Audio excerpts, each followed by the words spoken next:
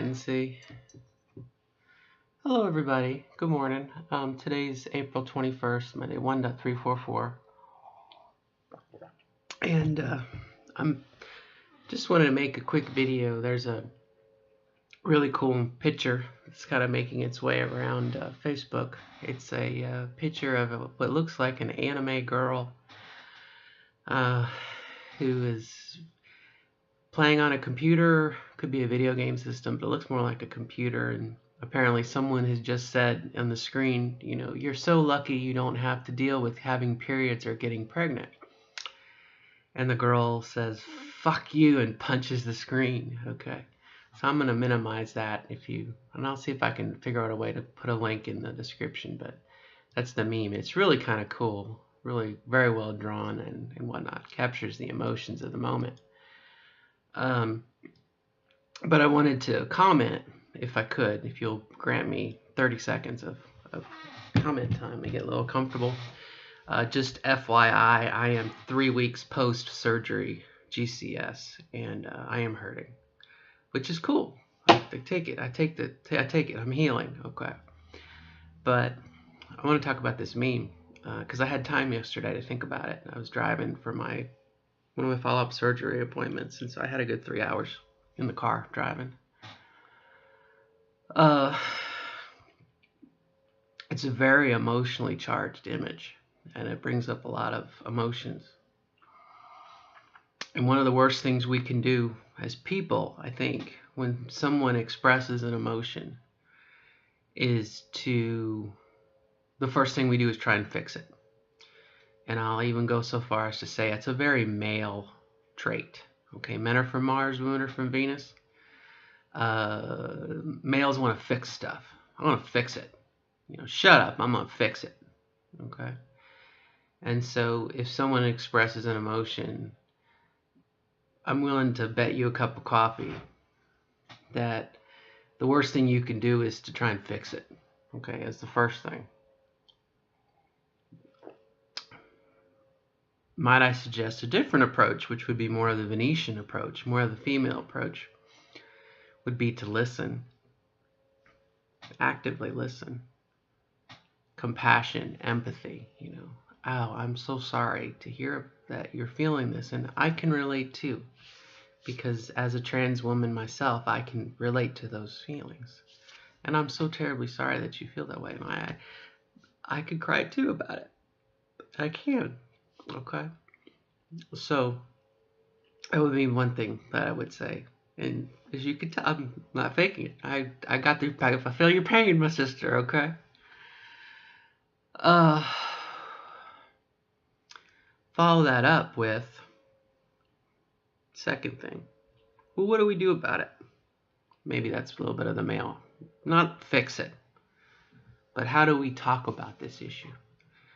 Stereotypically, women share things, we communicate, we listen, we express, we communicate, we nurture. Okay, we're community. Drum circle.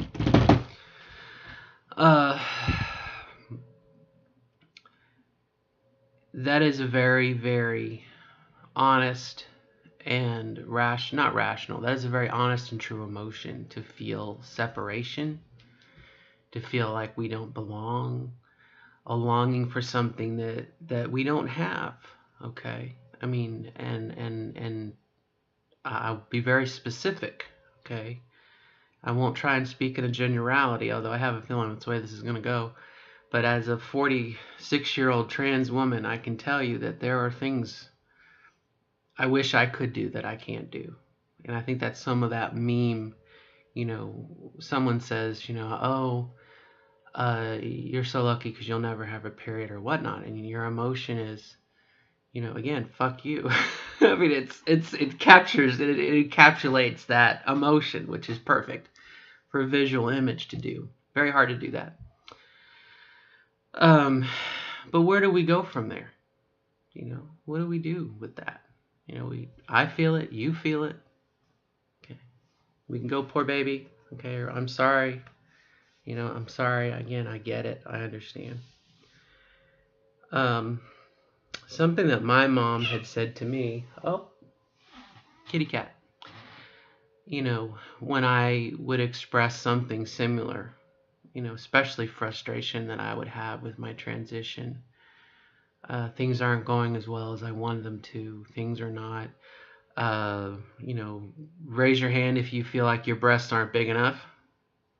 Raise your other hand if you feel like your breasts aren't growing fast enough. Okay, there's some universal truths here. But what my mom would said to me, uh, you two need to get along. Well, my mom had said it's an alpha cat and an alpha cat. They're figuring out who's on top, and then the sad thing is one of them's outside, one of them's inside. There's a glass window between the two of them. That's how much this competition is. Anyway, going off traffic. Happens when you get older. You lose everything. Mom would say to me, she'd say, well, I'm sorry to hear that you feel that way, and it's definitely a legitimate emotion, and it's very painful. But have you ever thought about how far you've come? And that would make me go, what do you mean? Well, look at how far you've come. And I don't know how far you are or how far you have come. So again, I have to take you out of it and not be so general, be very specific. For me, when I was 19 and I knew I was transgender, I made a mess of my life till my 20s, to my 30s, and into my 40s, okay? But, once I started hormones and once I started transition and once I did stuff at work and whatnot, and my mom would say, well, look at how far you've come. Look at where we are, look at where we were, and realize how much challenges we've overcome, how much challenges we've faced, okay?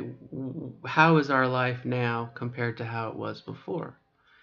And I'd be willing to bet you a cup of coffee that your life, and I'll take you out of it, my life as a fully transitioned, full-time woman is by far much better than what it was 5 years ago, 3 years ago, 10 years ago, okay, 20 years ago.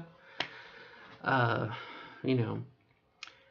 so I think it lessens the pain a little bit to say, yeah, look at how far I've come. I may not be done yet. I'm not where I want to be, and I'm still working towards it. But look at how far we've come. How far we've come. Again, that's not to say we're not done. It's not to say we don't have much left to do. But if we can be our authentic selves,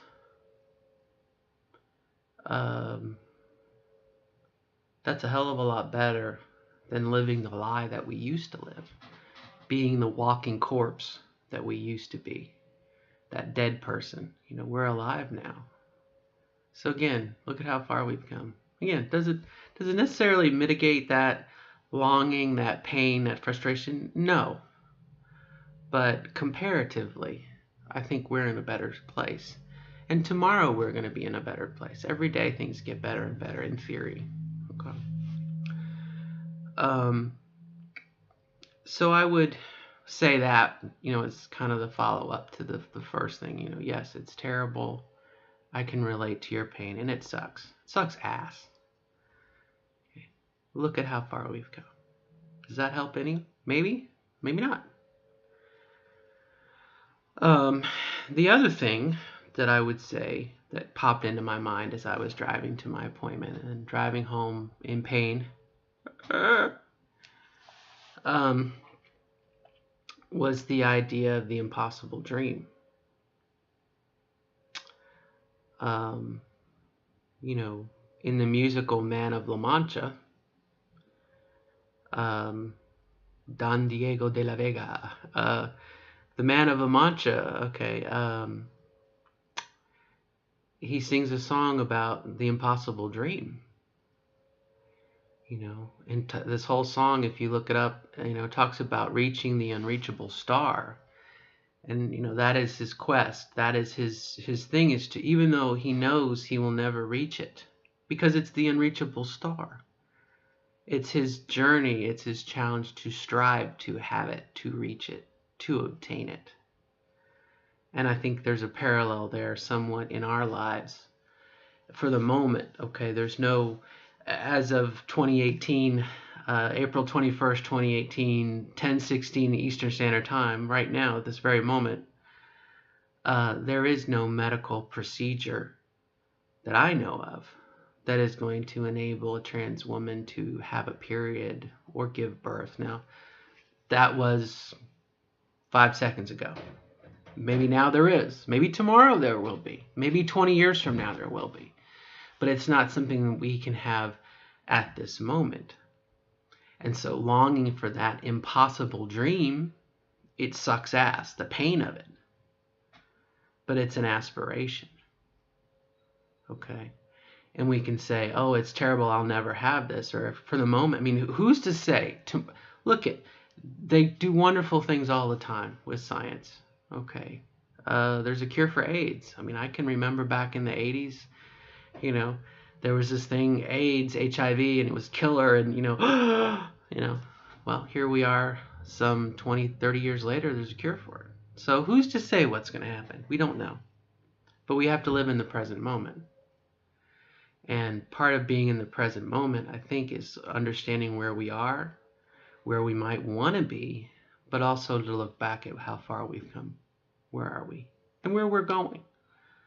So again, back on that meme, it encapsulates, it's a perfect graphic representation of a human emotion. It's frustration, it's anger.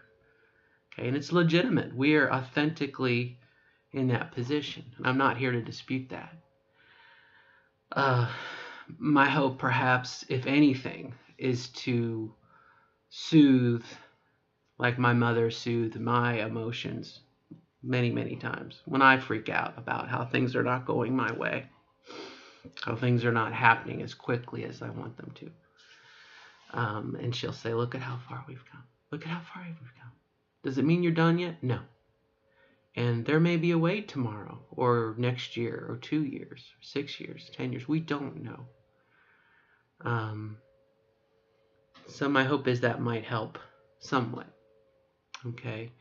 And I felt the need to do something more than just click a thumbs up or an angry face or a smiley face or you know what I mean. I felt the need to make a video, and I think as part of my blog, it's a good transition. It's a good thing for my channel, my YouTube channel too. But I would put that out there, and I guess I need to put a period on it too.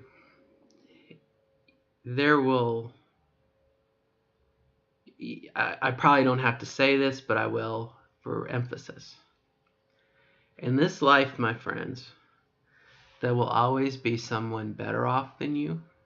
There will always be someone worse off than you. Always. Always, always, always, always, always. Okay. There's going to be someone who has money, someone who doesn't, and you're in the middle. Someone who has opportunity, could be financially, could be academically, could be physically. And there's going to be someone on this side, deficit in those things. Okay. Our televisions and our media, I know YouTube, I've seen a lot of videos lately about refugees and people fleeing tyranny in countries that I can't even pronounce. I don't even know where the hell they are. I know they're on planet Earth somewhere. Okay. Syria is just in my head because of the news, but you see videos of, back in the 80s, I can remember the commercials with like Sally Struthers, and, little Ugumu, for the price of a cup of coffee a day, you can feed little Ugumu's family and you'll get a letter from your child. Okay, that kind of stereotypical commercial. Okay. So, picture if you will. Okay. Rod Sterling here, Twilight Zone. Picture if you will. A transgender child in a third world nation who doesn't have access to medical things, who doesn't have access to psychology, who doesn't know what the WPATH standards of care is. Okay. Little Ugumu transgender child who's going to live a life of hell because their village, they're not, they don't know how to deal with it. Okay, now some cultures obviously had like a third sex or a fifth sex, or the Hawaiian culture had like a in between. Okay, there is that option, but I'm saying look at ourselves. Okay, we live in America. I live in America, but we live in a society that has, whether it be England, Canada, United States, we have the mechanism by which we can transition. We have the mechanism by which we can take the hormones and have the surgery. And maybe it's more that impossible dream that we're reaching for, but we have the ability to live reasonably as the women we were meant to be. And maybe with some surgical help to have sex as the women. I hope I can have sex as a woman. Make all the pain worth it. We can work, okay, and be recognized and treated as the women we were meant to be, okay. And to put that in perspective, again, think about a transgender child in another country who may be put to death, who may never reach that potential. I mean, not to make you feel bad, it makes me feel bad. It makes me feel like, what in the hell am I bitching about? So I can't menstruate. Yeah, it sucks. But you know what? Every morning I get to go to work. I'm treated as a woman by my coworkers. I don't have to worry about being raped. I don't have to worry about being molested. Okay, again, it sucks. I grant you, and I feel your pain. I promise you. But I think we have to be somewhat realistic about where we are, where we're headed, our expectations, as well as what is possible. And maybe that's where that meme kind of punches it home. For the moment, yes, it is impossible. We will never menstruate. We will never have those experiences. I mean, our body was just not made that way. Okay. I mean, there is a limitation, I guess is what I'm driving towards, and probably very badly, I might add. There are limitations to what we can expect reasonably. And it's okay to mourn that. It's okay to, again, that's the impossible dream, the impossible star that we're reaching towards. And it's okay to feel that lamentation and that sadness. And like I said, I'm not trying to knock that, but I feel the need that I need to counter that by saying, look at how far we've come. Look at the society that we live in. Look at the blessings we do have. And that might lessen that blow just a little bit. That might lessen that sense of longing just a little bit.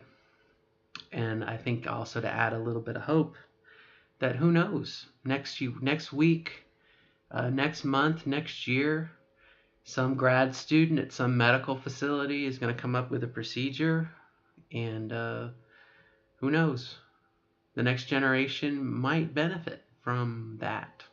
Okay? But we don't know. And if we don't strive in the present, we'll never see the future, will we? Again, and I'm not trying to make light of it. I promise you. I promise you. I know the feeling, right? Okay. But if we don't persist in the current moment to reach the unreachable star, we'll never find out the future. So I hope that maybe that might soften things just a little bit. And again, it sucks ass. I promise you. I get it. I really do. Okay. I had the good fortune to come across a trans woman in her 80s, okay? And I had a very good conversation with her. She was in her mid-80s when I met her. She transitioned like at 82. And she was so very thankful that she had a good 5-10 years to live as the woman that she wanted to be, her authentic self. And that put it in perspective for me as a 46-year-old woman, okay, that I have 20, 30, 40 years left. In the same way that I hope it would put some hope into a person that's in their 20s or their 30s, okay, that there is time. our lives are not going to end because we can't do something that might happen in the future, you know. But I understand the emotion. But what I was saying was the 86-year-old woman was so very happy. And yet here we are in my life at mid age, or maybe a 20, 30-year-old, you know, upset we can't menstruate or we can't do that. You know, put some perspective on it. That 86-year-old woman, she would kill, probably, she could, to be half her age and have more time to live as the authentic woman that she wants to be, and to have that opportunity. Most trans women that I know, you know, will say, I wish I would have done it sooner. I wish I would have transitioned sooner. I wish I would have. I wish I was younger. And when you're in a room of older trans women, and you come across younger trans women in their teens or in their 20s, and you can see the looks on the faces. The older trans are like, man, I wish I would have done it in my 20s. I wish I would have done it in my 30s. You know, think about how the hormones are going to just do so much more for that younger person. Or the older person who might, you know, their face is kind of gaunt, or they don't have any hair. You know, it's a matter of perspective as to appreciate the things that we do have, you know. But again, I understand that meme. I understand the frustration of it. I understand the anger of it. But anyway, so I felt the need to talk about it. And I do appreciate your allowing me to speak a little bit. And I do have a YouTube channel that I have transitioned. I have blogged my transition. About every 3 days I make a video, and it goes all the way back to before I started hormones. And like I said, I do add videos every couple days. So I'd share that with you. And my closing statement that I put in at the end of every video is I definitely, and I believe this to the core of my being, I wish everyone the best of luck in becoming the best version of themselves that they want to be. And what I mean when I say that is, obviously, the best of luck. I wish you the best of luck in becoming your authentic self, as you define that authentic self to be. I'm not here to tell you what a woman is. That's up for you to figure out, because you're your own person, okay? As you define it, okay? But I wish you the best of luck in becoming your authentic self, okay? And my favorite, becoming my favorite segment from the movie Starship Troopers, in the book too, but the movie I think delivers it a little better, is when Mr. Razak tells Johnny Rico to, you know, Johnny Rico says, "Oh, you know, I've signed up, you know, to be in the mobile infantry," and something about, you know, to find it. And Mr. Razak's like, "Well, good for you. Go find out.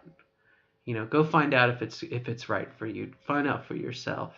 You know, he doesn't tell him what to do. You know, he doesn't tell him the right or the wrong. He just encourages him to go find out for himself. And I think that's part of our own self-development and figuring out what we want, what works best for us. To me, that's living. But in any case, I do thank you for your time, and hopefully I haven't wasted it.